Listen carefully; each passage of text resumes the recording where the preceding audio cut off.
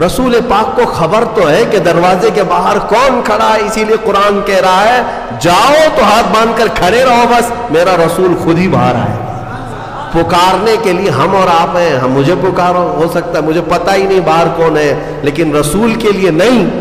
ایک صحابی آئے، وہ دعا کرانے کے لیے آئے تھے، گھر سے غریب تھے، تنگ دست تھے، ان کے ماں باپ کا انتقال ہو گیا تھا، یہ سوچ کر کے گھر سے نکلے آج میرے والدین کی مغفرت کی دعا کراؤں گا اور میری غریبی دور ہو جائے، تنگ دستی دور ہو جائے، اس کے لیے حضور سے سفارش کروں گا۔ آئے لیکن دیکھا مجمع ایسا حضور کو سمیٹے بیٹھا ہے، بڑے بڑے صحابہ سامنے، ان کو جانے کی ہمت نہیں ہوئی، دور بیٹھے رہ گئے۔ عصر سے مغرب تک انتظار کیا، موقع نہیں ملا۔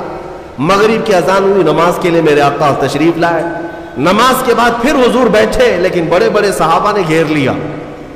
یہ غریب صحابی تھے، دور کھڑے رہ گئے، کہاں پھلان پھلان کر کے جاؤں گا، پیچھے کھڑے رہے۔ عشاء کی اذان ہو گئی، عشاء تک موقع نہیں ملا، عشاء کی نماز پیچھے پڑے، اور عشاء کے بعد میرے آقا صلی اللہ علیہ وسلم سیدھے اپنے گھر میں جاتے تھے، اب بیٹھک نہیں ہوتی تھی۔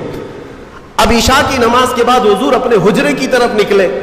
یہ صحابی کہتے ہیں میں نے سوچا موقع تو آج دن بھر نہیں ملا، ہاتھ باندھے پیچھے پیچھے چلتے رہے، حضور اپنے دروازے پر پہنچ گئے اور پیچھے مڑ کر کہتے ہیں جا اللہ تیری غریبی دور کرے، تیرے ماں باپ کی مغفرت کرے۔ کس نے کہا میرے نبی سے، کس نے کہا؟ میرے عزیزو، اسی لیے تو ہمارا عقیدہ یہ ہے کہ وہ دلوں کی بھی سنتے ہیں، اس کی بھی سنتے ہیں جسے بولنا نہیں آتا۔ وہ لکڑیوں کی جب سنتے ہیں، ہرن کی جب سنتے ہیں، تو امتیوں کی کیوں نہیں سنیں گے؟ ہم یہاں سے پکارے وہ وہاں سے سنے، مصطفیٰ کی سماعت پہ دور و نزدیک کے سننے والے وہ کان، کانے لالے کرامت پہ۔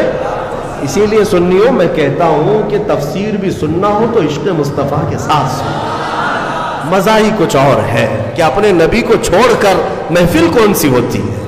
رسول جس محفل میں نہ ہو تو محفل کہاں ہے؟ اسے محفل نہیں کہا جاتا۔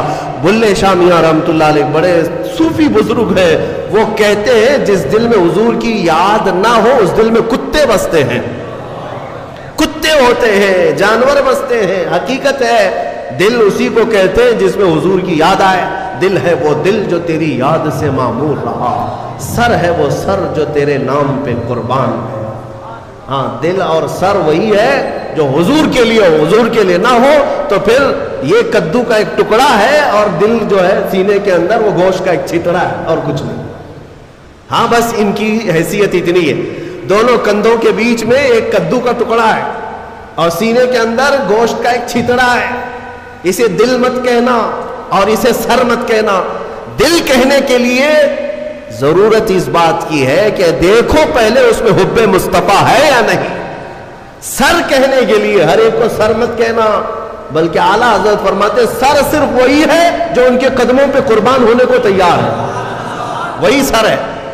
بہرحال آج کی اس تفسیر میں ہم نے بارگاہ رسول کا ادب پڑھا ہے، اسی لیے اے میرے عزیزوں، حضور پاک صلی اللہ تعالی علیہ وسلم کو چھوڑ کر دنیا کا کوئی علم نہیں ہے، کوئی علم نہیں۔ واللہ اعلیٰ حضرت فرماتے ہیں ذکر خدا بھی جو ہے اللہ کا ذکر کرنے کے لیے جب بھی کھڑے ہوں گے، اگر اس میں مصطفیٰ کا ذکر نہیں آیا تو اسے ذکر خدا کہا ہی نہیں جائے گا، ذکر خدا ہے ہی نہیں۔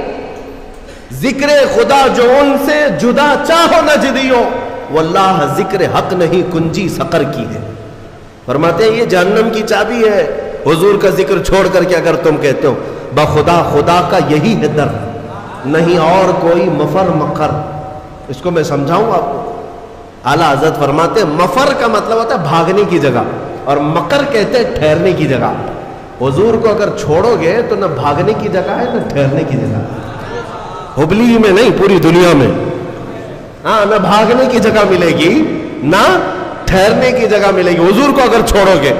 اگر کوئی یہ سمجھتا ہے نا ہمارے پاس جگہ ہے ہمارے پاس، کس کے؟ ہاں، پی ایم کے چرنوں میں ہے، سی ایم کے چرنوں میں ہے ہمارے پاس جگہ، تو جتنے دن راج کرنا ہو 4 دن کی چاندنی ہے۔ پھر دیکھنا ایک وقت آئے گا جب تمہاری روح قبض ہوگی، سامنا میرے مصطفیٰ کا کرنا ہوگا، اور پھر ملائکہ تمہیں بتائیں گے اور قیامت کا دن تو یہ حساب کا ہوگا. دیکھنی ہے حشر میں عزت رسول اللہ, وہاں کسی کی نہیں چلنے والی, کسی کی نہیں ہے. خلیل اللہ کو بھی حاجت رسول اللہ. عزیزان گرامی وقار, بخدا خدا کا یہی ہے در, نہیں اور کوئی مفر مقر. جو وہاں سے ہو یہیں آ کے ہو, جو یہاں نہیں تو وہاں نہیں.